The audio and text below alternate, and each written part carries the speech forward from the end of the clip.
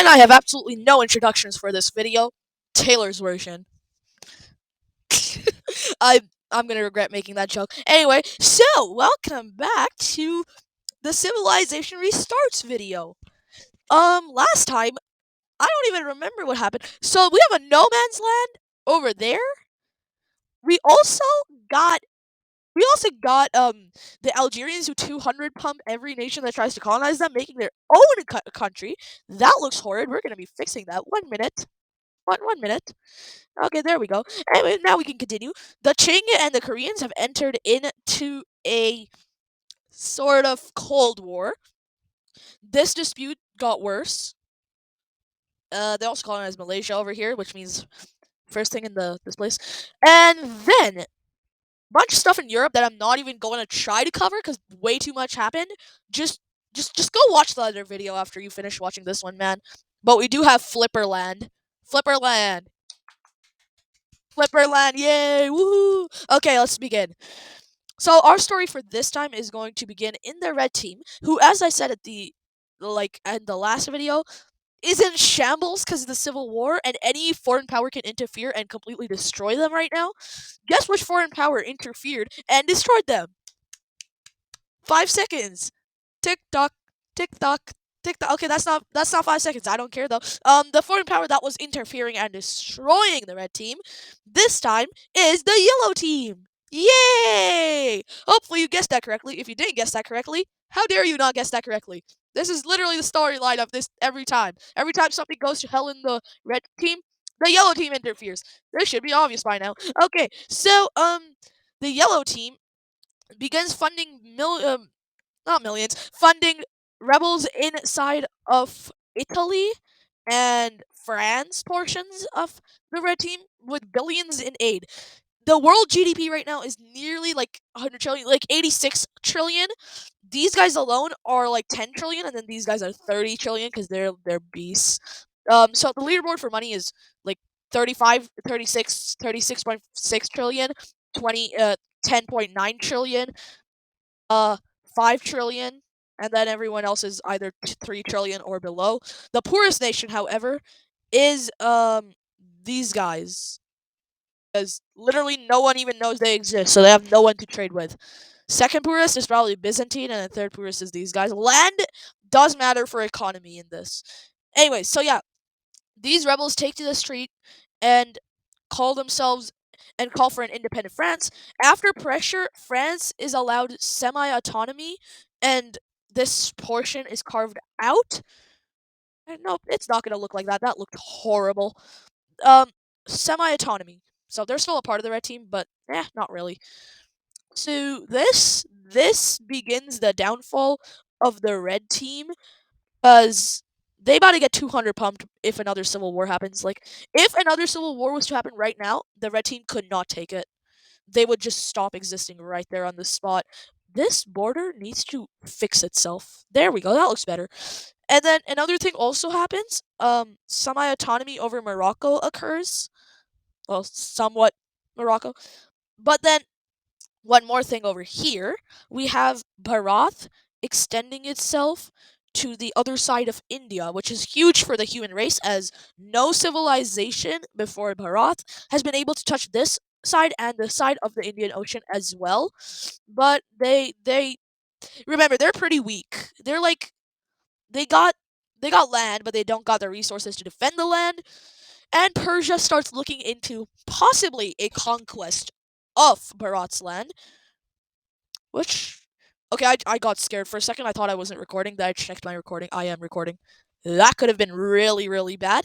So yeah. Anyways, they do integrate this, and Bharat is like Ethiopia, except for the Indian subcontinent. So they don't really suffer many casualties while incorporating this land, or see any resistance whatsoever, except for like 3 people who died because gunfire on animals. Because there were new animals here, and the people didn't know what to do. The royal army didn't know what to do, so they just pew pewed them, and there were some casualties. Anyways, in this is tension. That's all it is now. The Qing dynasty, meanwhile, makes a diplomatic move and has a treaty with the Achaemenid Empire. I think that's what they're called. Yeah, the Achaemenid Empire, in which they gain all of this land in exchange for the Achaemenids getting this.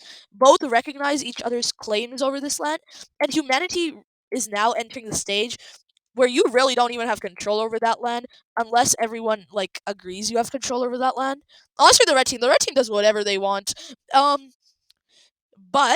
the recognition over this land does help, and these two begin like a little defensive pact of where they help each other take care of the natives in the lands.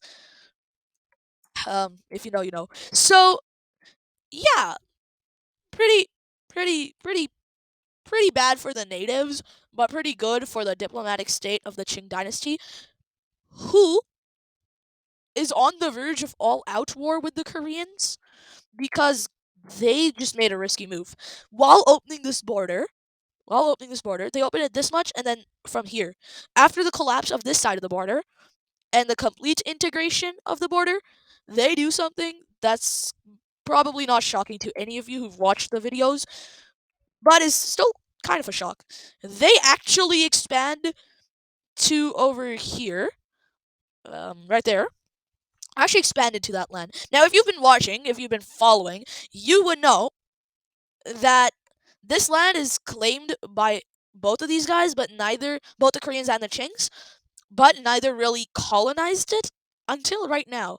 And the Korean government, with the support of the people this time, last time they didn't have the support of the people, this time with the support of the people, declare all-out war on the Qing dynasty. To whom, who has the protection, kind of, who has the alliance of the red team, which is definitely going to trigger something later on. Right now, though, nothing really happens. Surprise invasion is launched into these lands by the Koreans. They're able to conquer everything for the most part in the disputed lands. And this scares. This really scares the Qing. After a few pushback, they're able to completely push back the Koreans and enter into the Korean side of things. Not fully, though. The Koreans don't completely leave in the north. They actually maintain the border. After some clashes, though, the border it falls. The Koreans are not having a fun time. And so, the civilization, fearing that Korea might just get erased from the mainland completely, sends over scouts to the Japanese islands because they've heard stories that there's an island with luscious fruit trees and the juicy fruits over there. So they start sending scouts out over there just to like try and salvage the country.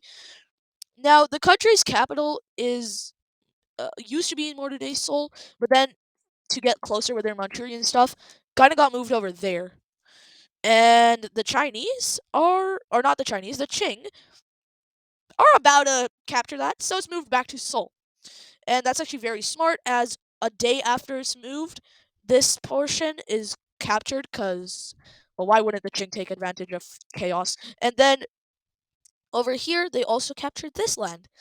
So as the Qing start steamrolling to defeat the Koreans make a landing over here. So, Korea really pulled an Uno reverse card on Japan because of World War II, didn't they? They find all this land, and they're probably going to colonize that soon, probably after this war, because they are going to lose most of their land in this. So, continuous fighting eventually leads to Manchurian rebels taking to the streets and demanding independence, which leads to the Qing teaming with them, literally teaming with them, to destroy control of the Koreans in Manchuria, and this goes very well. Manchuria does get completely like steamrolled, and with this, with the capital being like here, uh, well, I don't think there's gonna be a Korea for much longer. Very quickly, only southern Korea remains, and the southern Korea is not having a fun time, as the few troops left over here eventually surrender, and a peace treaty is formed. So let me make a Okie dokie. In this peace treaty, we have the Qing themselves actually don't take that much. They only take like this stuff. But make no mistake, the Koreans got discombobulated, flabbergasted, dare I say, destroyed. Anyway, Manchuria is independent, as promised by the Qing, and we have northern. I'm not gonna make a comment on those two, but these two start existing, so that's nice. And then Koreans, no, actually made a really, really, really what's it called? A very good move by sending scouts to colonize this area, as that comes in real clutch because there's no more Korea in Korea, and they're forced to be moved to Japan. The Koreans now changed their name from Korean Republic to the Sino Empire. The Sino Empire. And these guys, the Republica Nagasaka, are kind of mad because they wanted complete control over Japan. They don't get that complete control over Japan. Meanwhile, the Qing do colonize Taiwan, or the island of Taiwan, and then back over here we have somewhat of a new country forming. Basically, the red team funds the kind of a new country. They fund this new country. They also annex this stuff from Africa, but they fund this new country starting to exist. This new country is going to be called Southern Africa. Not to be confused with modern day South Africa. Completely different. You're weird if you think it's South Africa. Obviously, it's Southern Africa. Remember that, children. There's a big difference between South and Southern. I feel like Paint 3D is going to crash. I have a really bad feeling Paint 3D is about to crash. And if that happens, I'm going to be extremely mad. You know what? Actually, give me a moment. I'm going to save all this so if it does crash, I don't get. Yeah, so I saved all of this. Yeah, it's somewhat of a short video this time. However, I believe it is the content that matters. Go check out another video right now. Like and subscribe.